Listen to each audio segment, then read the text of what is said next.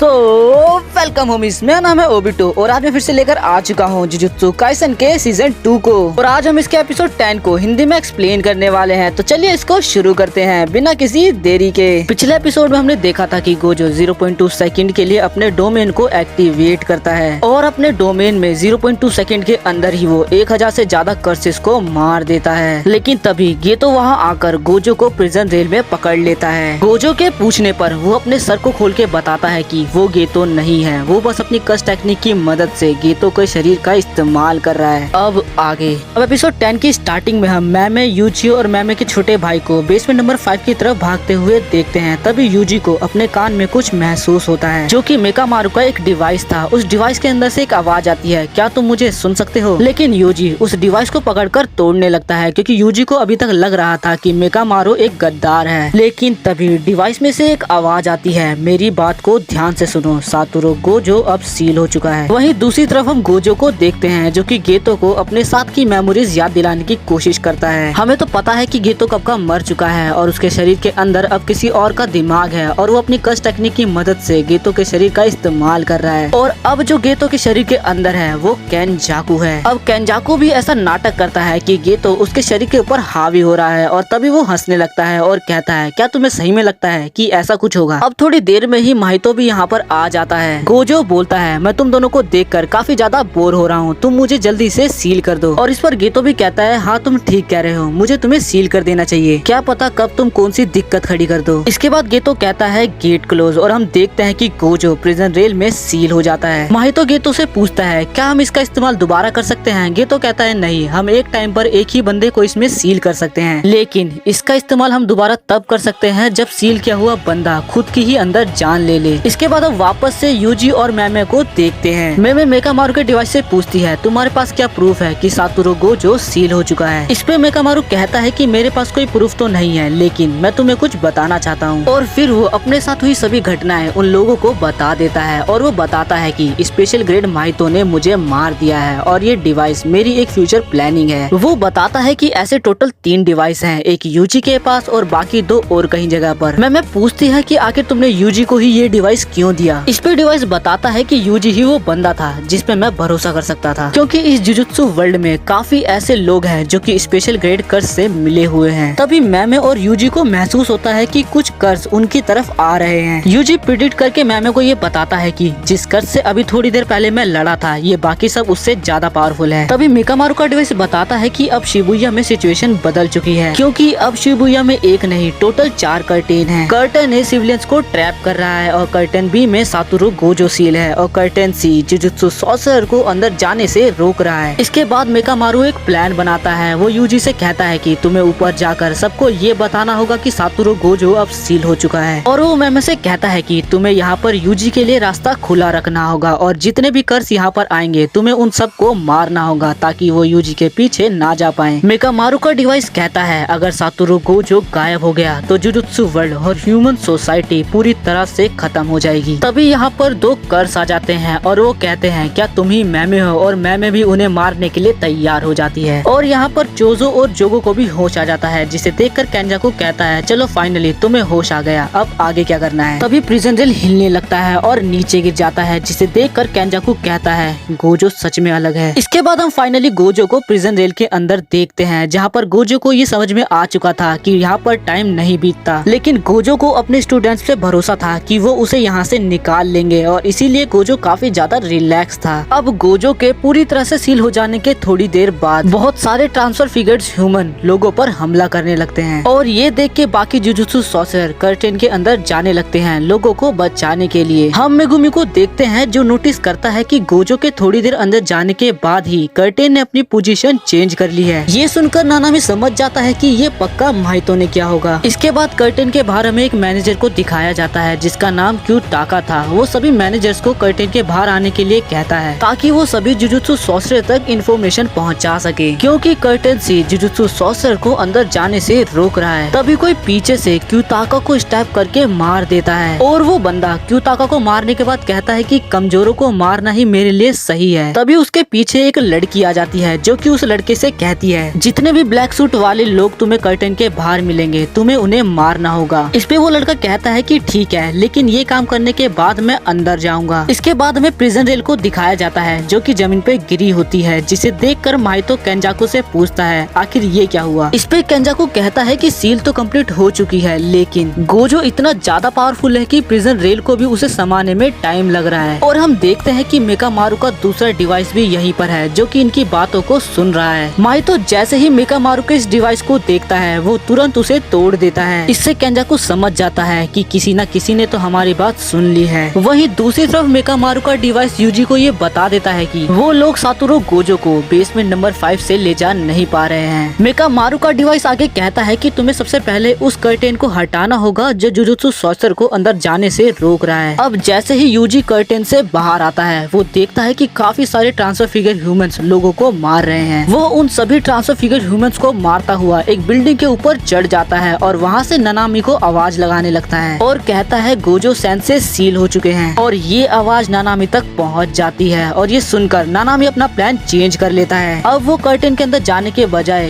UG के पास जाता है। इधर हम केंजाकू को देखते हैं जो कि ये समझ चुका था कि अब उसका सामना काफी सारे जुजुत्सु सॉर्सर से होने वाला है, इसीलिए वो सबसे कहता है मैं यहीं रुकूंगा, तुम लोग क्या करने वाले हो। इस पर चोजो कहता है कि मैं अपने भाई का बदला लूंगा यूजी और नोबारा को मार कर, और फिर मैं जुजुत्सु हाई में जाकर अपने बाकी भाइयों को जिंदा करूंगा। ये सुनकर जोगो बोलता है मुझे नोबारा का तो नहीं पता, लेकिन तुम यूजी को नहीं मारोगे क्योंकि मैं उसे सुकुना में कन्वर्ट करने वाला हूँ। लेकिन इस बात पर चोजो और जोगो की बहस होने लगती है। तभी माहितो बीच में बोलता है मैं भी यूजी को मारना चाहता हूँ, जो सुनकर जोगो को काफी ज्यादा गुस्सा आने लगता है। वो आगे कहता है कि गोजो सील हो चुका है तो हमारा जीतना पक्का है, तो चलो अब यूजी को मारते हैं। जोगो को काफी ज्यादा गुस्सा आ रहा होता है। वो कहता है कि मैं जानता हूँ सुकुना हमारा दोस्त नहीं है, लेकिन अगर वो जिंदा हुआ तो कर्ज का एरा आएगा। और फिर माहितो और जोगो आपस में बहस करने लगते हैं। तभी माहितो कहता है चलो एक गेम खेलते हैं, अगर मैं पहले यूजी से मिला तो मैं उसे मार दूंगा, और अगर तुम उससे पहले मिले तो तुम उसे सुकुना में कन्वर्ट कर देना। तभी चोजो बोलता है अगर मैं उससे पहले मिला तो मैं उसे मार दूंगा। इसके बाद माहितो केंजाकू से पूछता है आखिर तुम किसकी साइड हो। केंजाकू कहता है कि मैं यहाँ रुककर प्रिजन रेल पे नजर रखूंगा। जिसके बाद माहितो और चोजो यूजी को मारने के लिए यहाँ से चले जाते हैं और उन्हें देखकर जोगो भी उनके पीछे चला जाता है। तभी यहाँ पे ननाकू और मिमिको आ जाती है और ये दोनों वही लड़की हैं जिन्हें गेतो ने बचाया था। वो दोनों गेतो की बॉडी मांगने लगती हैं और कहती हैं तुमने हमसे वादा किया था